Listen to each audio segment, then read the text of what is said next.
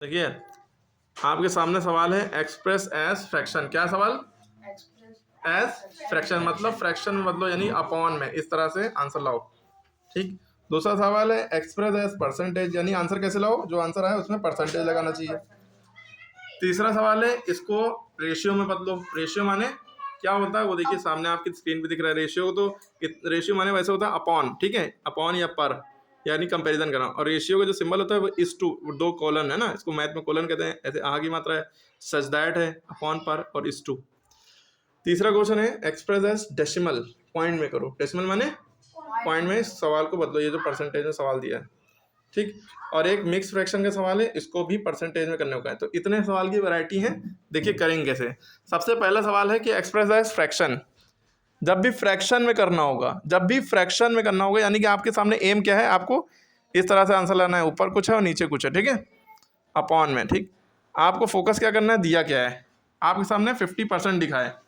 तो आपको ये बात समझनी है कि जिसके बगल में परसेंटेज का सिंबल लगा होता है, जिसके बगल में परसेंटेज का सिंबल लगा होता है, तो उसका मतलब होता है कि इस नंबर के नीचे 100 लिख दो। ठीक है, ये बताया था हमने। ये रिवीजन का मौका मिल रहा है। जिसके बगल में परसेंटेज का सिंबल लगा हो उस नंबर के नीचे 100 लिख दो। 100 लिखने के बाद देखिए ये जीरो से ये जीरो कट गया, इसका जीरो है ना।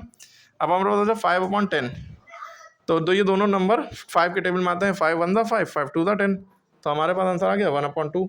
और देखिए क्वेश्चन में हमसे क्या कहा गया था कि उसको फ्रैक्शन में करो। ये देखिए जो हमारा आंसर आ रहा है ये फ्रैक्शन में आ रहा है 1/2। फ्रैक्शन मतलब ऊपर न्यूमरेटर नीचे डिनोमिनेटर, ऊपर कुछ है नीचे कुछ है। ठीक है, क्लियर। तो यहाँ परसेंटेज में दिया था और कहा था फ्रैक्शन में करो, तो परसेंटेज से हमने फ्रैक्शन में कर दिया। अब इसका उल्टा है, यहाँ पे दिया है रेशियो में दिया है, यानी कि फ्रैक्शन में दिया है, क्योंकि इसका मतलब क्या होता है, रेशियो का मतलब क्या होता है अपॉन। 18:2 है तो अपॉन 6। अब देखिए यहाँ फ्रैक्शन में दिया है, इसको किस में करना है, परसेंटेज में। कह रहे हैं परसेंटेज।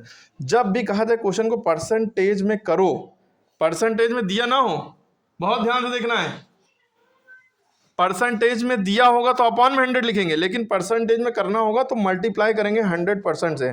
जो चीज़ दी हुई है, जैसे 18/6 है, इसको 18/6 उतारा, क्योंकि इस टू का मतलब होता है 18/6 अपॉन माने इनको इंटू 100%।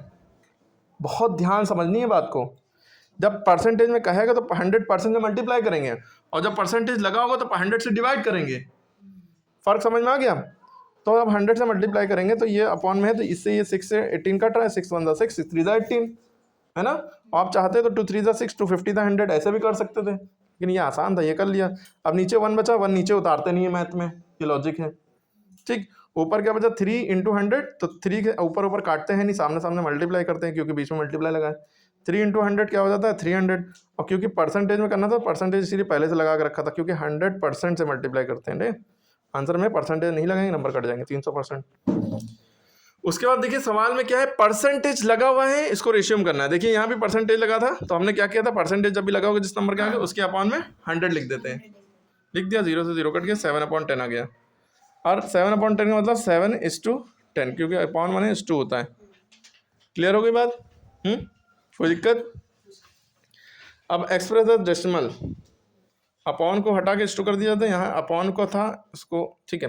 तो डेसिमल में करना है, तो जब भी परसेंटेज लगाए क्या करेंगे, अपॉन में 100 लगा देंगे। अपॉन में 100 लगाया, 0 से 0 कटा, 2/10 में था, 2 1 2, 2 5 10, और 1/5 आया। और जब भी अपॉन में नीचे कोई नंबर है और डेसिमल में करना है, पॉइंट में आंसर देना है ना, डेसिमल माने पॉइंट में, तो इससे इसको डिवाइड करेंगे। नीचे वाले नंबर से ऊपर वाले नंबर को डिवाइड करते हैं, मतलब जो नीचे लिखा है वो बाहर रहेगा, जो ऊपर है वो अंदर रहेगा। यानी 1 बाहर लिख दिया छोटा देख के, नीचे वाला नंबर चाहे छोटा हो चाहे बड़ा हो वही बाहर रहता है, डिवाइजर बनता है, और ऊपर वाला डिविडेंड बनता है हमेशा। पॉइंट लगाया, 0 बढ़ाया, क्योंकि 5 के टेबल में 1 आता नहीं था, पॉइंट लगा के 0 बढ़ाया, 5 2 10। अब पॉइंट से पहले अपनी तरफ से 0 लगा देते हैं, 0.2 आ गया। ठीक। अब ये देखिए ये सवाल था, इसको मिक्स फ्रैक्शन में दिया था, इसको परसेंटेज में करना है। मिक्स फ्रैक्शन में दिया है, तो पहले मिक्स फ्रैक्शन को इम्प्रॉपर फ्रैक्शन में करते हैं, तभी सवाल कर सकते हैं, वरना इसके अलावा मिक्स फ्रैक्शन में सवाल को नहीं किया जा सकता। ठीक है, 5 1/4 लिखा है, तो ये जो चीज़ है, यारी लाइन को हमने बड़ी लाइन खींचते हैं, और ये जो नीचे नंबर लिखा है पहले इसको उतार लेते हैं, ताकि भूले ना उतारना। ठीक है, ताकि भूले ना, जिस तरीके से बताते हैं उस तरीके को पकड़ोगे, उन स्टेप्स को पकड़ोगे तो याद रहेगा, एग्जाम में कर पाओगे।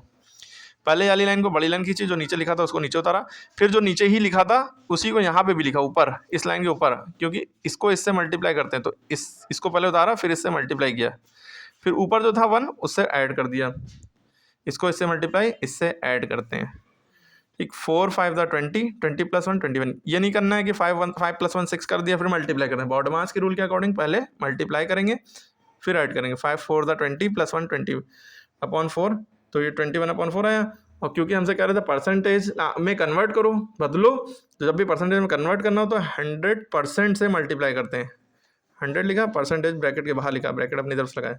अब देखिए 4 के टेबल में 21 आता नहीं था, लेकिन 4 के टेबल में 100 आता है, 425 द 100 होता है, ठीक है, पॉइंट नहीं लगाया, 425 द 100 होता है। अब हमारे पास 21 × 25 बचा, नीचे 1 लिखते ही नहीं है, तो ये 21 × 25 को जब मल्टीप्लाई करेंगे 525, परसेंटेज लगा दिया। क्लियर है। अब इसके अलावा कोलन का मतलब, इक्वल का मतलब, ये सब हमने बताया ही है। तो ये जो सारे सवाल बताए ये देख लिए, नोट कर लिए, समझ में आ गए होंगे एक एक स्टेप, ठीक है। बहुत बेसिक मैथ थी, बार बार वीडियो देखेंगे दोबारा बहुत अच्छे से